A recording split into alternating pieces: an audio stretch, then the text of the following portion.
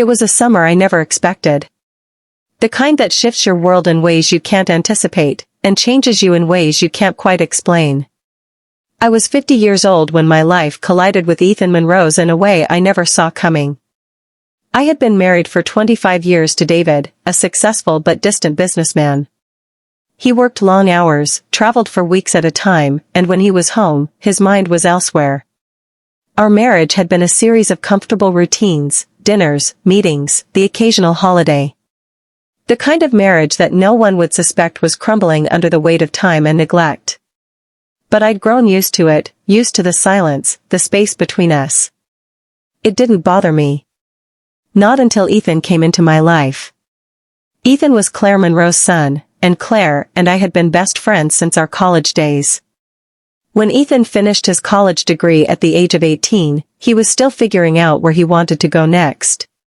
He was planning to move to a different city to pursue further studies, but for now, he was staying with me in the city while he searched for his next step. I didn't think much of it at first. He was just a kid, after all, and I had known him since he was a boy. But the moment he stepped into my home, it was clear he was no longer the shy, lanky teenager I remembered. Ethan had grown into something entirely different. I hadn't expected to be so captivated by him. He was only 18, for heaven's sake. He was my best friend's son, and I was a married woman. But there was something about him that I couldn't shake. His presence in my house was magnetic.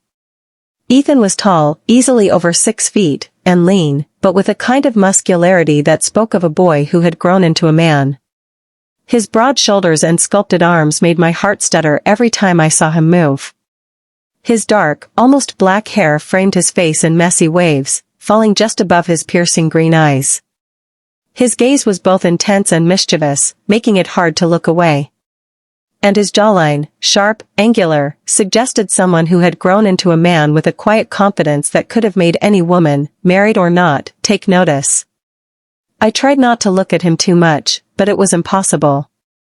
I found myself stealing glances at him when he passed by, watching the way his jeans fit over his long legs, how his t-shirt clung to the muscles of his chest.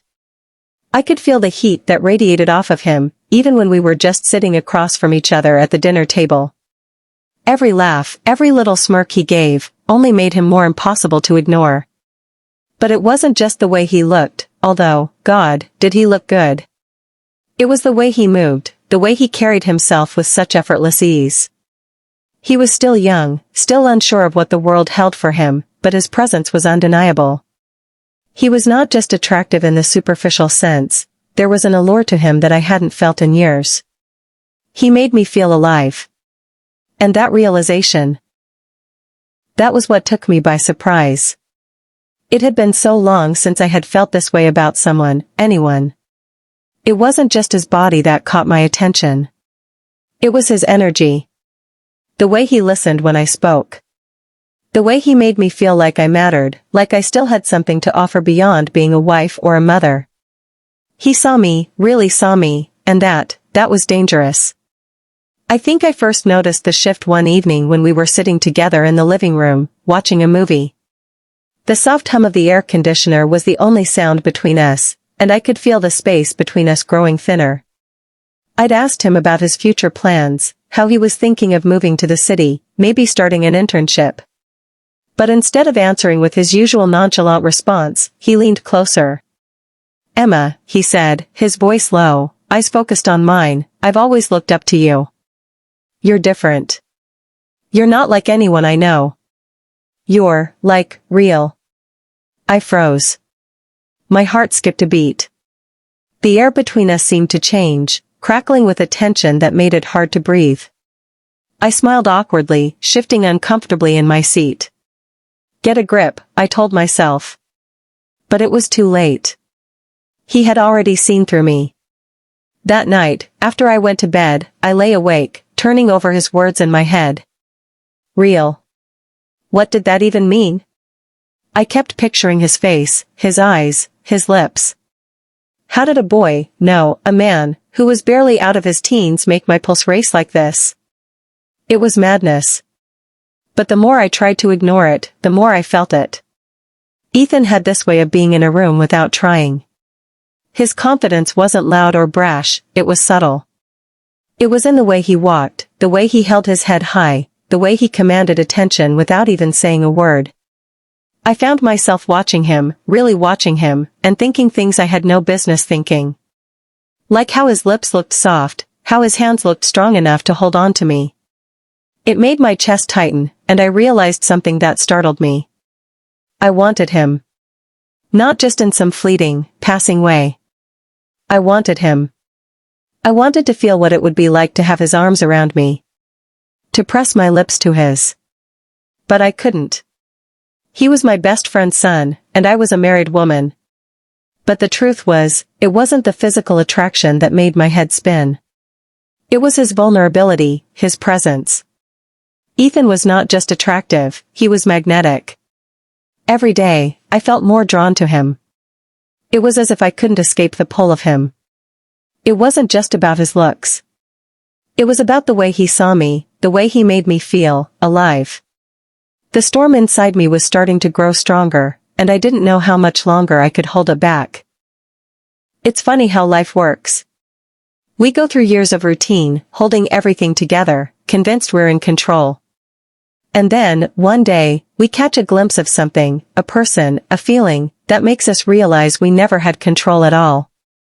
That summer, Ethan's presence in my house was both a comfort and a constant source of tension. The more I tried to ignore it, the more I felt myself slipping into dangerous territory. I knew what I was doing was wrong, but I couldn't stop. Ethan was all I could think about. The line between what was real and what was fantasy blurred more with each passing day. And then came the moment that shattered whatever facade I had left. It was a Wednesday afternoon, and the house was quiet. David was out of town again, as usual, and I was working in my studio. I could hear Ethan moving around in the living room, the sound of his footsteps on the hardwood floor, his voice as he made a phone call. But then, there was the sound of the bathroom door closing, softly, deliberately. And that sound was all it took to unravel me. I found myself standing in the hallway, leaning against the doorframe, my heart pounding as I stared at the bathroom door. I shouldn't have been listening. I shouldn't have been watching. But something in me couldn't turn away. I moved silently, my breath shallow, as I approached the door. I stood just outside, trying to steady myself. What am I doing? The thought barely crossed my mind before I saw the bathroom light turn on. My pulse quickened. I told myself I was being ridiculous, just walking away, forgetting this moment. But I didn't move. I caught a glimpse through the small crack in the door. Ethan's reflection in the bathroom mirror was all I could focus on. He didn't notice me, didn't know I was standing just inches away from him. His back was to the door, and I watched as he ran a hand through his hair, ruffling it, looking at his reflection. His body was even more defined than I had realized. The soft light from the overhead bulb caught the curves of his shoulders, the subtle play of muscles under his skin. He was so much more than just the sweet, innocent boy I remembered. There was a man standing in front of me, and that man was undeniably, impossibly, beautiful. I saw his shirt lift as he pulled it off, revealing his chest. The skin there was smooth, the muscles tight, and I couldn't tear my eyes away. He had this natural grace about him, the way his body moved, unself-conscious, unbothered. He didn't try to flaunt it, he didn't need to. I caught myself in the act of watching him, and my breath caught in my throat. I should have left. I should have turned away and never looked back.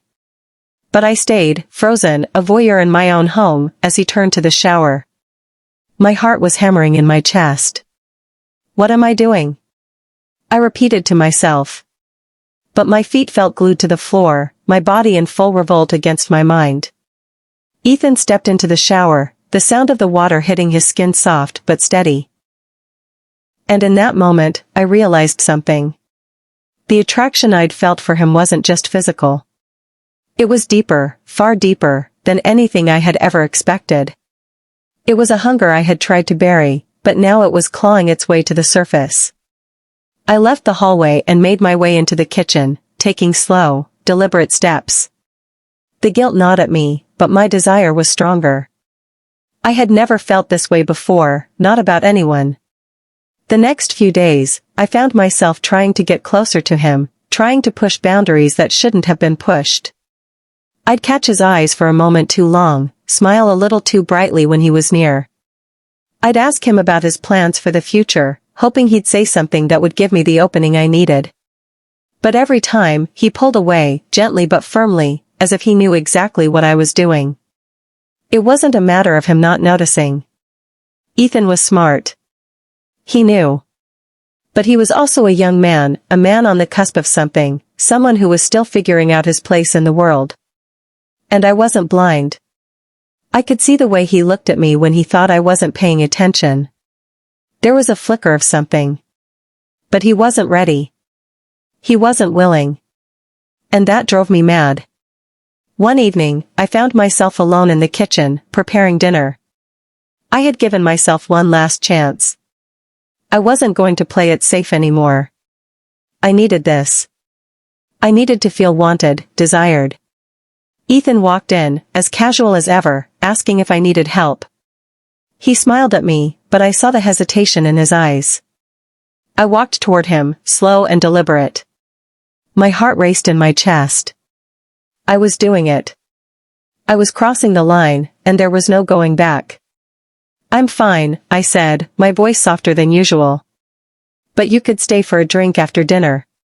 His brow furrowed, confusion flickering across his face. "Sure," he said, but his voice was cautious, unsure. I couldn't wait any longer. I moved closer to him, my hand grazing his arm lightly, just enough for him to feel it. "Ethan," I said, my voice barely above a whisper. He looked at me, his lips parted, but still, there was something held back. Something he was afraid of. "I want you," I blurted out, my words heavy with the weight of my own truth. For a moment, he said nothing. His eyes searched mine, and I saw the internal struggle in them. And then, finally, his lips parted, as if he were about to say something, but I couldn't let him. I kissed him. It wasn't gentle, and it wasn't soft. It was a kiss born out of desire, frustration, and longing. My hands moved to the back of his neck, pulling him closer. For a moment, he didn't kiss me back, and the hesitation was unbearable. But then, he responded. Slowly, at first, unsure. And then, something inside him gave way. He kissed me back, just as desperately, just as urgently. I pulled away, breathless, my hand still on his chest. He stood there, eyes wide, his lips parted. "Emma," he whispered, his voice low. "We can't." But I didn't let him finish. I pressed my lips to his again, this time more forcefully, more deliberately. Ethan, for all his resistance, was no longer pushing me away. His arms wrapped around me, and the world outside that kitchen no longer mattered. I had kissed him. I had crossed the line I never thought I would. And I didn't care. The next few seconds were a blur, but one thing was clear. I had gotten what I wanted. But the consequences of what I had just done, they were just beginning. The kiss we shared that night was the beginning of something that neither of us were prepared for. Ethan had ignited something inside of me that I had long buried under years of silence and routine. And as much as I tried to resist, every moment after only pulled me deeper into the whirlwind of emotions, confusion, and desire. The days following our kiss were a blur of unspoken words, stolen glances, and tension thick enough to suffocate. Ethan was different now. We were different now. There was no going back, and we both knew it. I tried to keep my distance, to act like everything was normal, but it was impossible. His presence in my home felt like an electric current that zapped through my every thought. I would catch myself imagining the feel of his touch, the warmth of his body, and the forbidden pull that seemed to grow stronger with each passing day. And then came the moment when we couldn't pretend anymore. The moment when desire took over and everything else faded into the background. It started innocently enough. A touch here, a lingering look there. But it didn't stay innocent. Our connection was too intense, too overwhelming to ignore. It wasn't just physical, It was emotional, psychological, a bond that neither of us could escape. The first time it happened again, it was in the kitchen. I was putting away groceries, my back to him. I didn't hear him approach, but I felt him, felt the heat of his body behind me, felt his breath against my neck as his hands came to rest on my waist. I froze, my heart pounding in my chest. But I didn't pull away. Instead, I leaned into him, feeling the weight of his presence. Without a word, he spun me around, his eyes dark with longing. He kissed me then, more urgently than before, as though he had been waiting for this moment for far too long. The kitchen floor felt cold beneath my feet, but I didn't care. His hands were everywhere, caressing my arms, my face, pulling me closer until there was no space left between us. It felt like a dream. Or a nightmare. I couldn't tell. But in that moment, I didn't want to think. I didn't want to question. All I wanted was him. And as his hand slid under my clothes, I felt a fire burn through me, a fire I hadn't felt in years. Afterward, when the heat of the moment had faded and the guilt started to creep in, I found myself sitting against the cupboard, my heart racing in my chest. I couldn't believe what had just happened. I couldn't believe I had let it happen. But I also couldn't deny the way it had made me feel, alive, wanted, desired. The next few days were filled with uncertainty. Ethan acted like nothing had changed, but I saw the look in his eyes every time our paths crossed. The unspoken words hung between us, too heavy to ignore. And still, the pull between us remained, stronger than ever. Our next encounter was in the living room. I had been sitting on the couch, trying to distract myself with a book, but I couldn't concentrate. My mind kept drifting to Ethan, to his touch, to the way he made me feel. I had almost convinced myself that I could keep this under control, that it was just a momentary lapse. But then he walked in, and the air between us shifted. He didn't say anything. He didn't have to. I could see the desire in his eyes, feel it in the way he stood just a little too close to me. Without a word, he leaned down and kissed me, and I responded instantly, my hands finding their way to his chest. This time, there was no hesitation. There was no guilt. There was just the need to feel something real. It happened on the couch, in a way that felt so raw and so right, despite everything else. I could feel his heartbeat beneath my fingertips, could feel the tension in his body as he pulled me closer. We were both caught in this storm, unable to stop it, unable to pull away. I tried to convince myself it was a mistake. I tried to tell myself I would regret it. But every time we touched, every time he kissed me, it felt like nothing I had ever experienced before.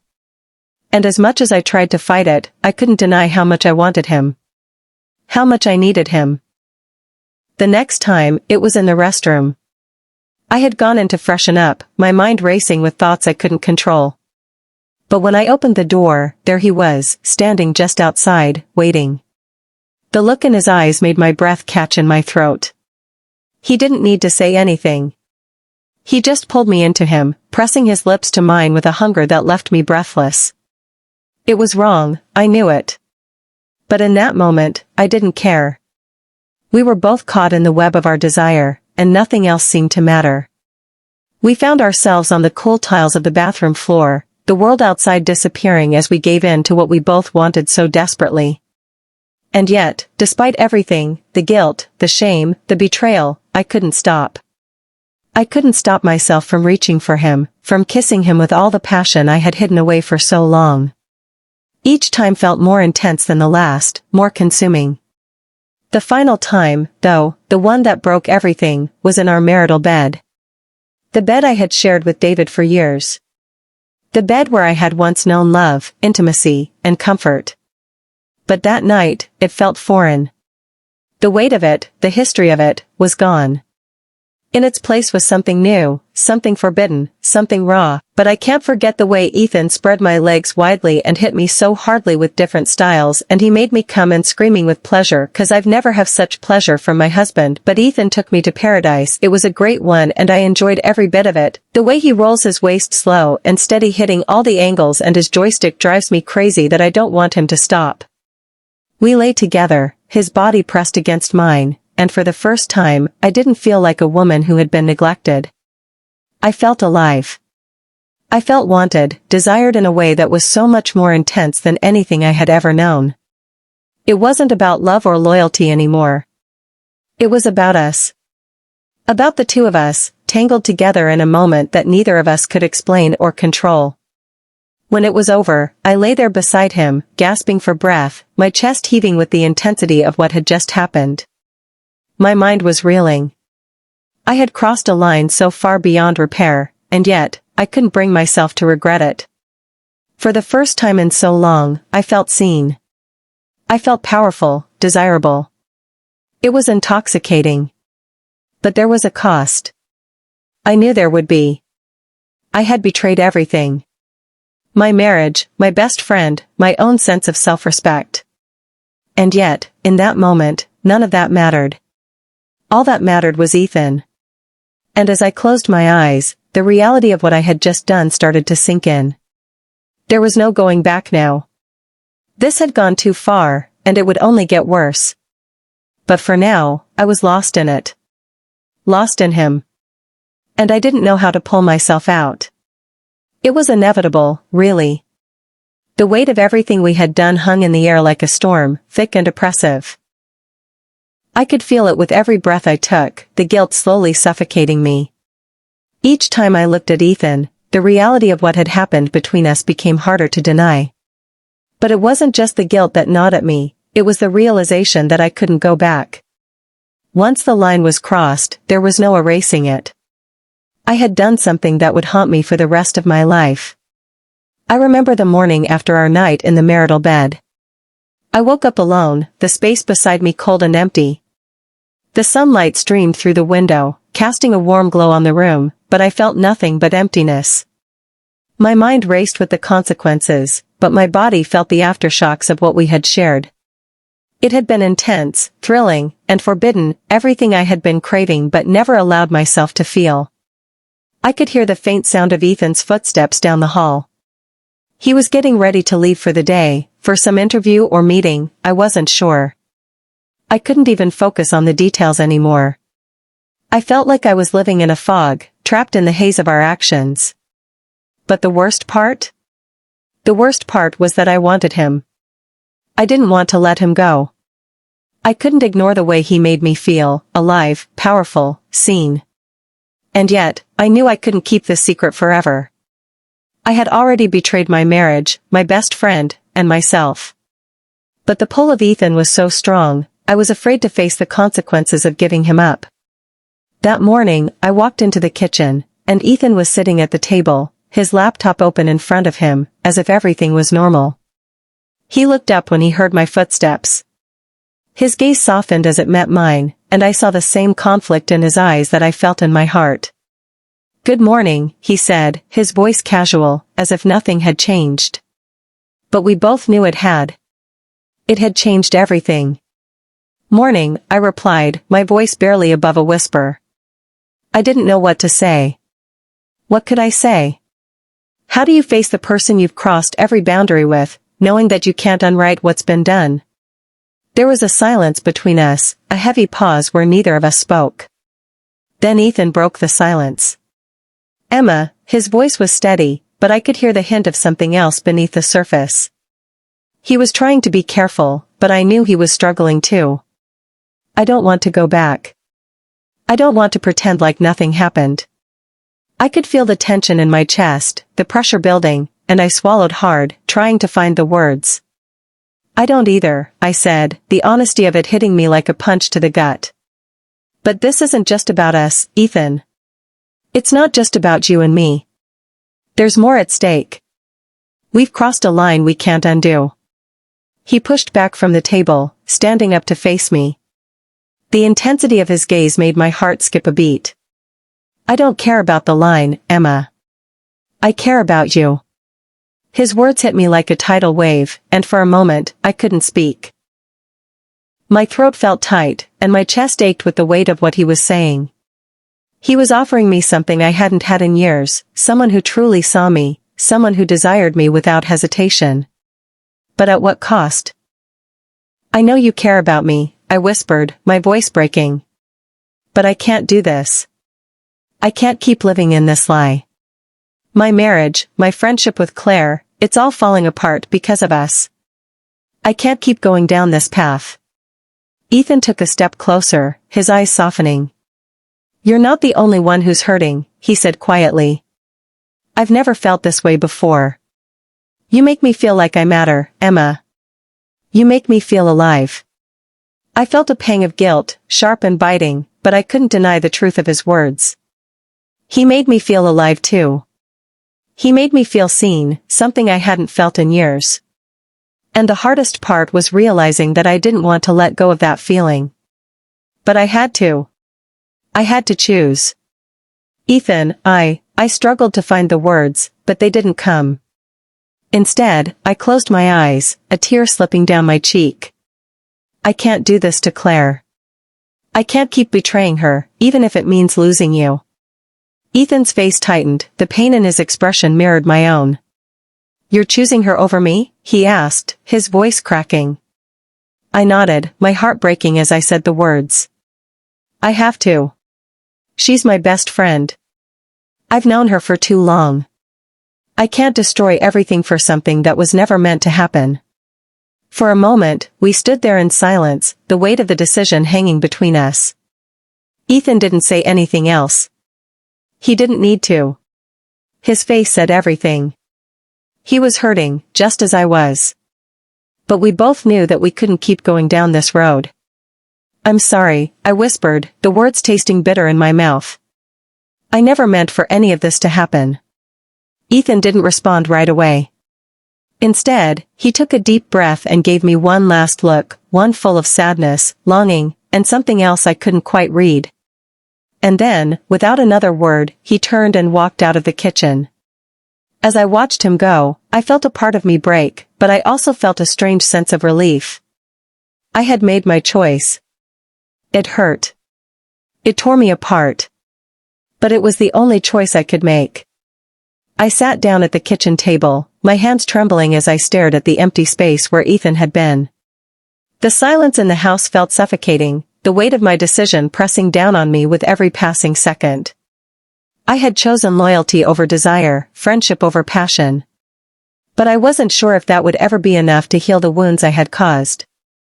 The damage had been done, and there was no going back. Days passed, but the silence in the house grew louder with every step I took. Ethan was gone. He hadn't come back to collect his things, and part of me wondered if he ever would. I had made the choice to let go of him, but in doing so, I realized that I wasn't just letting go of him. I was letting go of something much deeper, something that had awakened within me, something I had forgotten in the long years of my marriage to David. I had promised myself that I would heal, that I would focus on repairing my relationships with the people who mattered. I had chosen loyalty, friendship, and the life I had spent so many years building.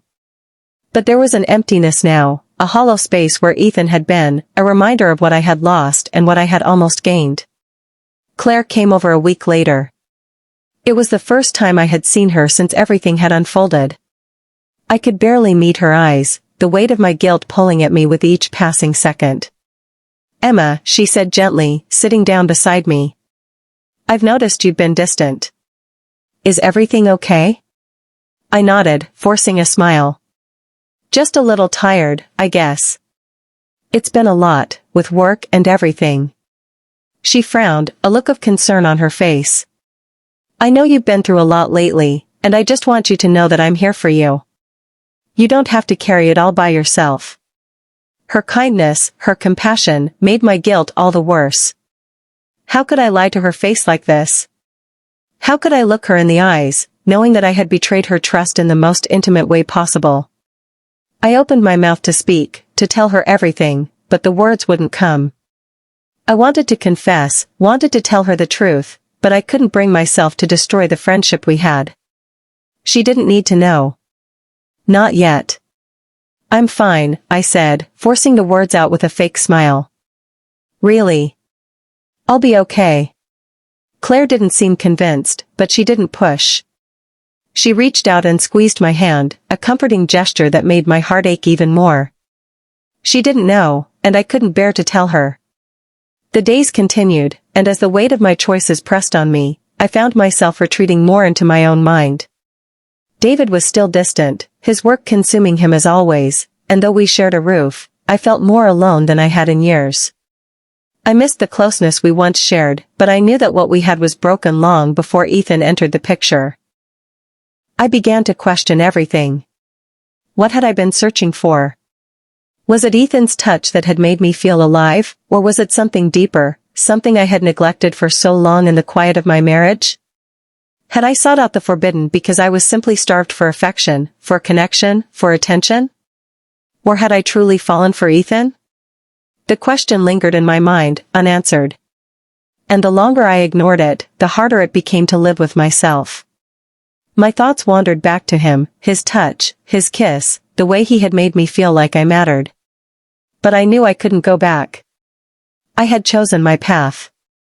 And though I didn't regret the feelings he had awakened in me, I regretted the consequences that followed. The devastation I had caused.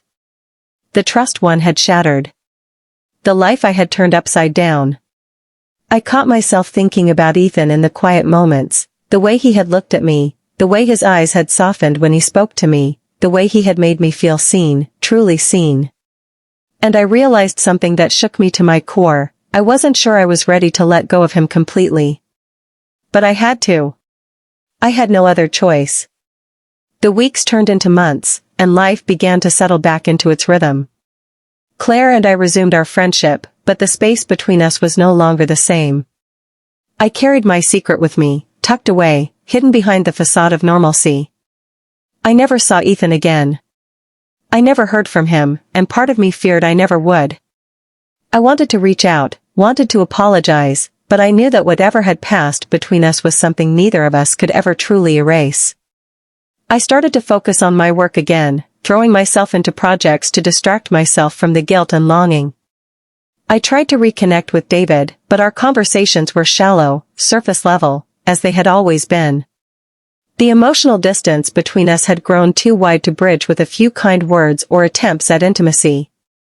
I had built a life around my obligations, my duties as a wife, a friend, a mother. But I had forgotten who I was beyond those roles. I had forgotten what it felt like to be me. And now, I was paying the price. I don't know if I will ever find peace with what I've done. I don't know if I'll ever be able to look Claire in the eye without the shame of my betrayal eating at me. But I do know this, I've learned something about myself through all of this.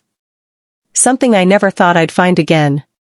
I am more than the labels I've carried for so long. I am more than a wife, more than a mother. I am a woman who deserves to feel wanted, desired, and seen. And though the cost was high, I've learned to live with the consequences of my choices. In the end, I suppose that's all we can do.